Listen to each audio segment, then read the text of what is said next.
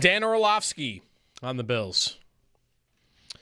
Bills and Steelers on Sunday, and off a loss to Will Anderson, a Danielle Hunter wrecking the Bills line, and Josh Allen. Now you get a couple of other good pass rushers, although TJ Watt is not the same player that he was a couple of years ago. Still pretty good, but we'll see what we get. We'll preview that game, plenty more as the week progresses. We're obviously off tomorrow. Happy Thanksgiving. And we'll get to your phone calls a little bit later on. Want to get a scoop on Brandin Cooks here from Marcus Mosher. Joins us now on the WR Hotline. Locked on Cowboys. Covers the league overall as well. Marcus, Joe, thanks for hanging out, and happy Thanksgiving. Yeah, happy Thanksgiving, guys. I'm excited to talk with you guys.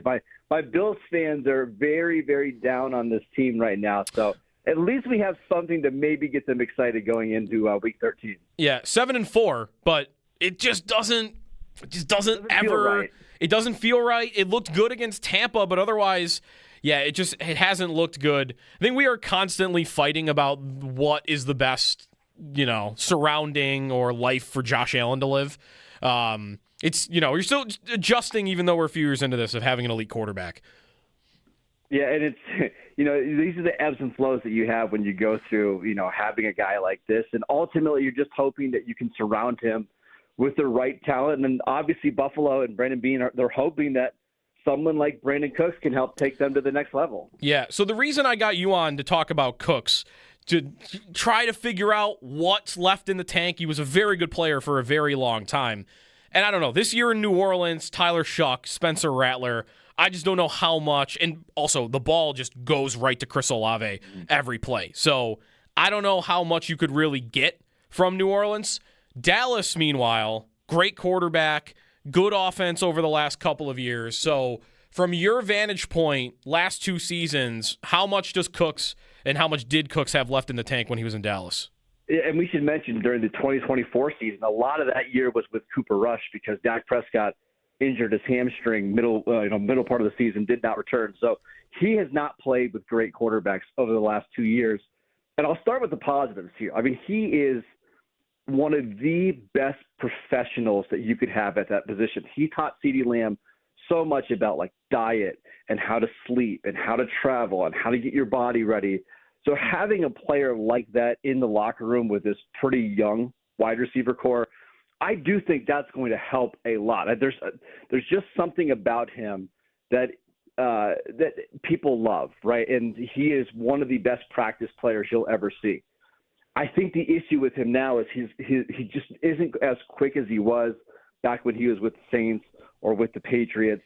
He's definitely slowing down, and he's not somebody that you want trying to make plays down the field because he's maybe 5'9", 180 pounds.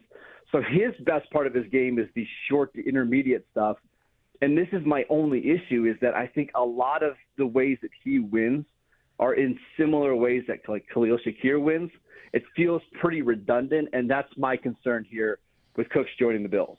That's different than, for you, what he would have been at his best. Because when he was flying around for the Rams and the Saints he was everywhere, right?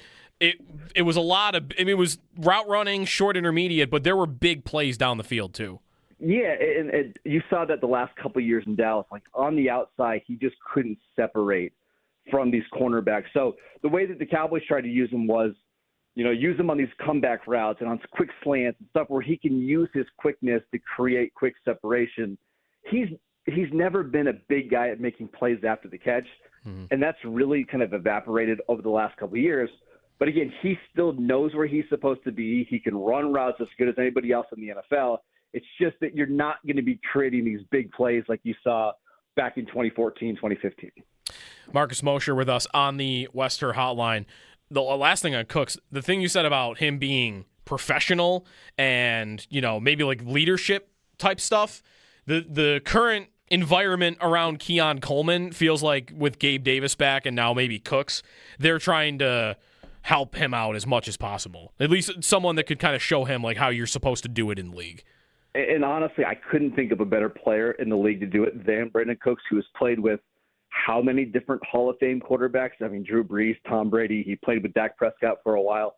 I mean, he's just got a really good track record. of being in winning organizations. And again, I can't stress enough how big of an influence he was on CeeDee Lamb. You're hoping that some of that rubs off on Keon Coleman. I don't know how much you can do, when you're already 3/4 of the way through the season, but I don't think it's going to hurt. Yeah. Do you have an opinion on the Bills receiving room as a whole now and how it shapes up? Because if Coleman was having trouble getting a jersey before they signed Cooks and Davis is going to come back to the roster at some point, I don't know. Is that a fatal flaw of the Bills for you when it comes to whether they can win or not in the playoffs?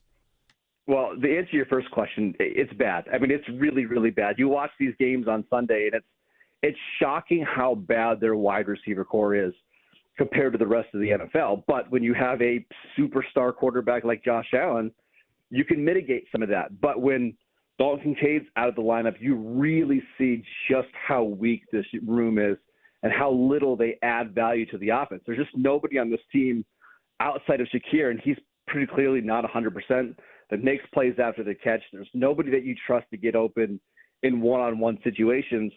I think you could be looking at this, team in 2026, and the only wide receiver who's back is Khalil Shakir, because I think this room needs an entire, complete makeover.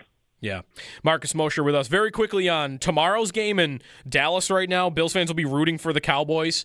I mean, the whole AFC would love to see the Chiefs somehow find a way to miss the playoffs.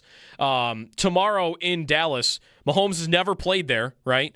The Cowboys beating the Eagles, I don't know, how open should we be to Dallas pulling off an upset? Not that they're a huge underdog, but what do you think their chances are tomorrow?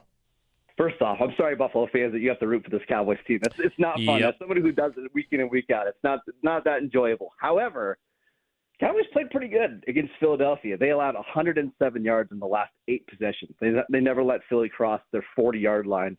They were pretty dominant on defense in that outing.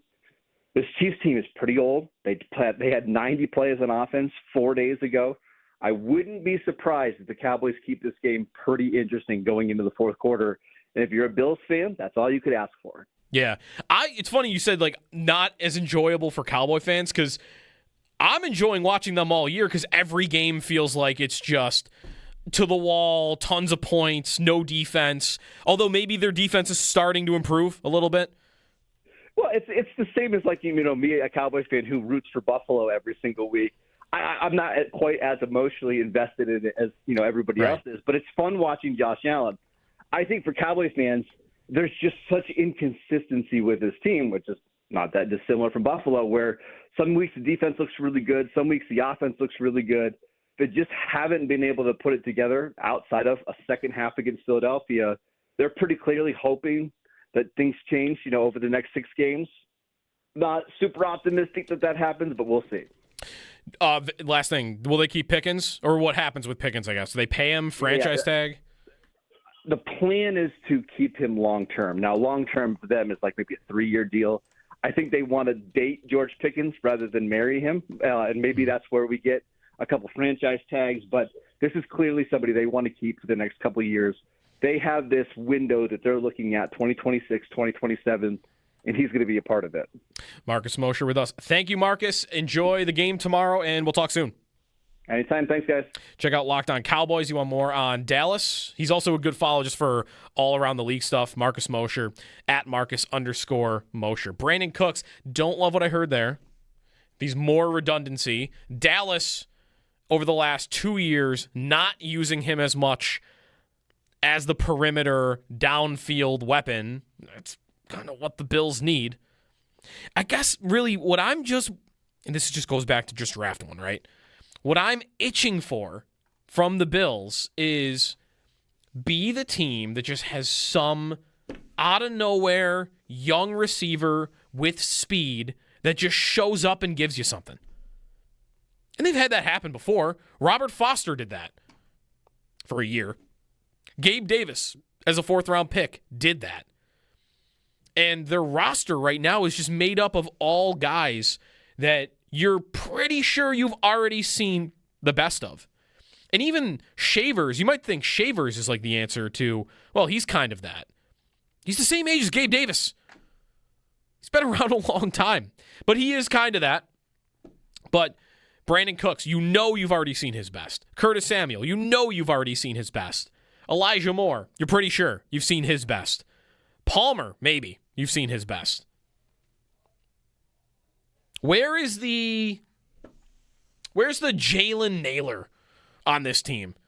I don't even need a star. Where is the Adonai Mitchell starting to do it for the Jets now. Where is the Torrey Horton? Tampa has one of these guys every week. Tez Johnson. Where's that guy? It's tough to have that guy when your entire depth chart is guys that are on their second or third team and are 26, 27, 28, 29 years old.